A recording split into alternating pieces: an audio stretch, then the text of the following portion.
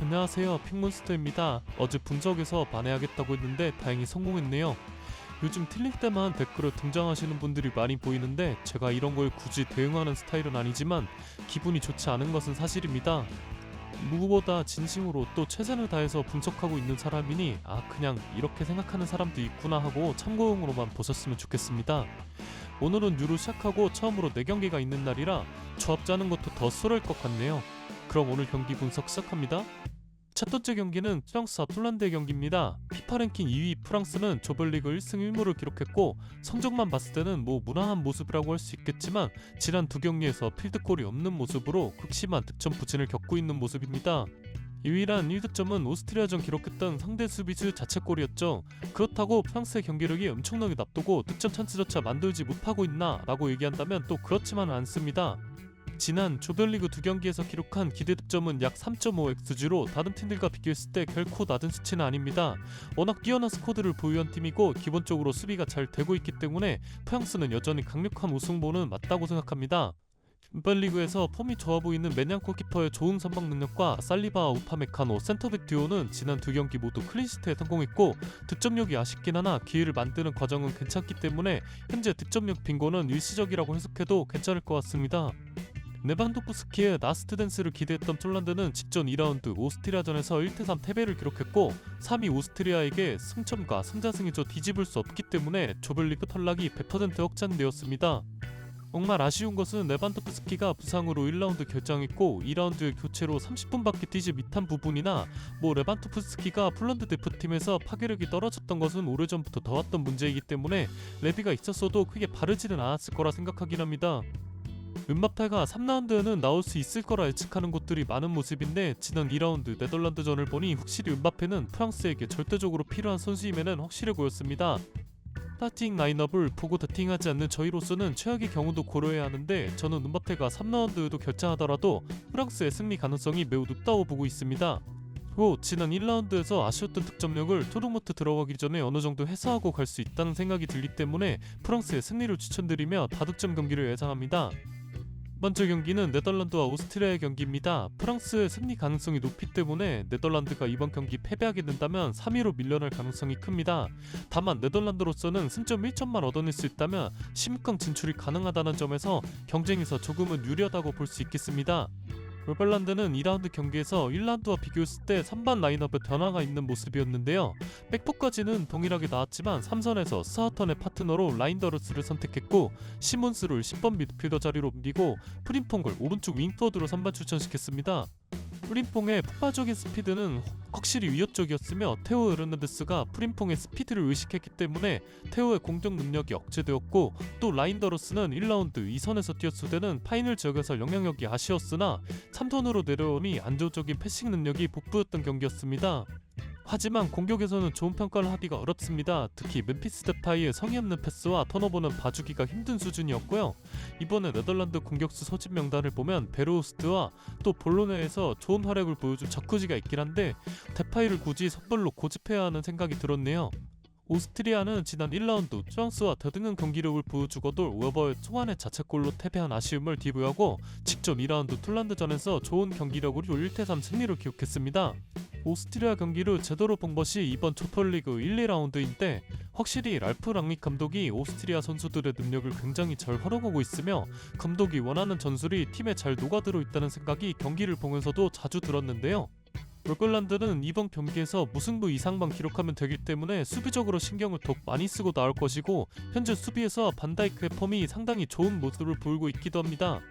오스트리아도 무승부로 기록할 수 있다면 최악의 상황을 면할 수 있을 겁니다.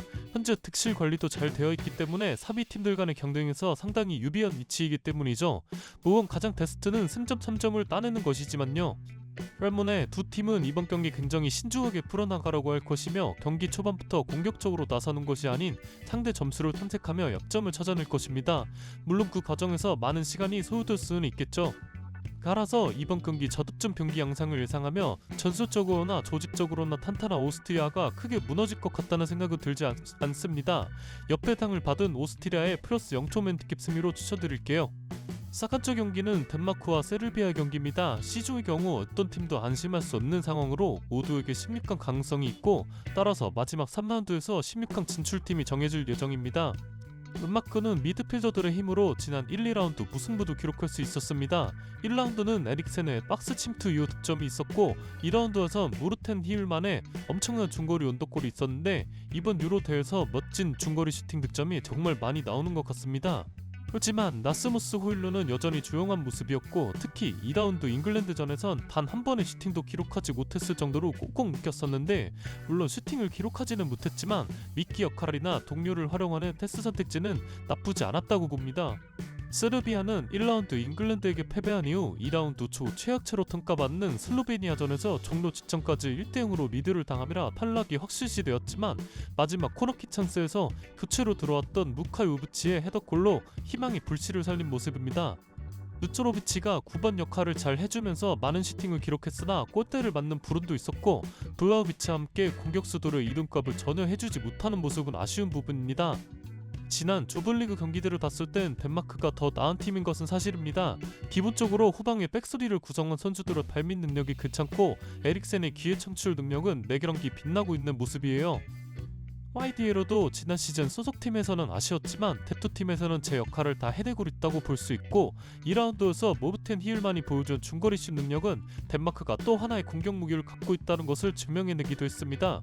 세르비아는 전체적으로 아쉬워요. 전개 과정에서 조립이 잘 안 되어 있다고 느껴졌고, 이런 팀들에겐 공격수들이 해결사 면모를 보여주는 것이 중요한데, 지난 두 경기에서 미트로비치와 블라우비치는 침묵을 지키고 있다 못해 특히 블라우비치는 세르비아가 사용하는 풋톱 전술이 자신에게 맞는 옵시 전혀 아닌 듯한 모습을 보이고 있습니다. 앞쪽이나 코스티치까지 부상으로 나가리 된 마당에 저는 세르비아가 토너먼트에 올라간다면 굉장히 놀라울 것 같다는 생각이 들기 때문에 덴마크의 승리를 예상하고요. 유튜브 추천픽은 덴마크 플러스 0점 핸디캡 승리입니다. 두 번째 경기는 잉글랜드와 슬로베니아의 경기입니다. 사우스 게이트 감독의 잉글랜드는 도대체 무엇을 준비한 것이고 도대체 무엇을 하고 있는 걸까요? 개막 이전에 강력한 우승 후보로 꼽혔던 팀의 경기력은 실망스럽다 못해 이해조차 되지 않는 모습입니다. 맛보기 전에 최고의 선수들을 모아놓고 이 정도의 축구밖에 보여줄 수 없다는 것이 너무나도 아쉽다는 생각이 들고, 이 모든 것은 감독의 역량 책임을 물을 수밖에 없다는 생각이 드는데요. 저는 잉글랜드 수비 퀄리티와 데클란 라이스의 둔주를 생각한다면 굳이 더블 볼란테를 고집해야 하는 이유를 모르겠습니다. 차라리 라이스 원볼란테에 좀 더 공격적인 움직임을 가져갈 수 있는 선수들을 배치하는 것이 더 낫지 않을까 하는 생각이 드는데요. 파른킹 57위 슬로베니아는 조 최하체로 평가받았지만 덴마크와 세르비아를 상대로 승부를 기록해내면서 C조를 혼란에 빠뜨린 모습입니다. 하지만 슬로베니아가 엄청나게 잘해서 이런 결과가 나왔나? 라고 얘기한다면 동의하기 어려운데요. 스워데니아가 잘했다기보다는 상대가 너무 못했다가 더 맞는 말인 것이, 슬로베니아의 수비는 지난 두 경기에서 31개의 슈팅을 허용했고, 선수비, 후역습 전술을 준비해온 것 치고 역습의 퀄리티는 매우 떨어졌습니다. 이 경기야말로 순번 라인업을 절실하게 보고 싶은데, 저는 사우스게이트 감독의 잉글랜드가 16강을 간다 하더라도 이 상태로 간다면 99% 16강 광탈을 당할 경기력이라고 생각합니다. 지난 1, 2라운드에서 둠이란 스타팅 라인업을 들고 왔지만 이번 3라운드에서는 무조건 변화가 필요해 보이는 상황입니다. 제가 앞서 말했듯 잉글랜드의 스쿼드 퀄리티라면 좀 더 공격적인 전술과 선수들을 배치해도 충분히 괜찮을 것 같다는 생각이 들거든요. 어차피 피포든과 부카요 스카의 공전 상황에서 푸든의 장점을 활용이 어려우니 이런 부분도 좀 확실하게 변화를 주었으면 하고, 제가 이번 대회에서 잉글랜드에게 기대가 컸어서 그만큼 실망스러운 부분도 많은 것 같은데요. 이번 경기에서 똑같이 그지같은 경기력을 보여준다면 잉글랜드가 16강을 간다고 하더라도 무조건 상대팀에 풀배팅할 각오를 마지막으로 잉글랜드를 믿어보고 싶고요. 부디 지난 경기들과는 변화가 있기를 바라봅니다. 유튜브 추천픽은 하도 틀린다고 뭐라는 친구들이 많으니까 안전하게 잉글랜드 승리로 추천드릴게요. 고정 댓글에 남겨놓은 공리방 링크로 들어오시면 다양한 픽 받아보실 수 있으니 참고하시길 바라며, 그럼 오늘 경기 분석 끝내겠습니다.